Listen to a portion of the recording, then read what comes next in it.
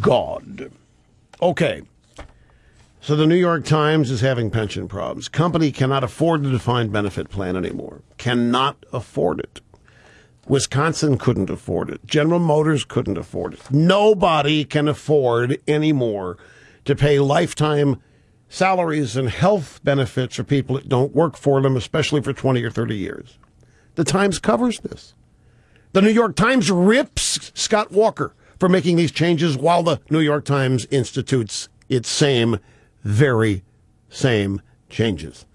So the Times reporters, the editors have put together a 6-minute video whining and complaining. They think they're going to get our sympathy. It is the most illustrious example of being out of touch that I've ever heard. It's 53 seconds. We've edited 6 minutes to 53 seconds. Listen to this. I'm horrified. I'm sickened by what's been going on at the Times. They would take away $350,000 between 65 and 85. $350,000 is a lot of money. $350,000 is worth fighting over. This does mean a threat to what I thought my retirement era was going to look like. Even if it's like a couple thousand a month or whatnot, at least it's there for me. In my old age, hopefully I won't find myself, scruffling around looking for a cardboard box to live in, for God's sakes. If the pension was not frozen and I worked here 30 years, I would collect $58,000 a year until the end of my life. If the pension is frozen, I will collect $15,000 a year.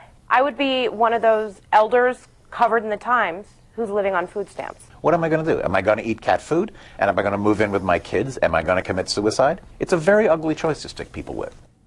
Welcome to the real world, New York Times reporters. This is happening all over the world. And you know why?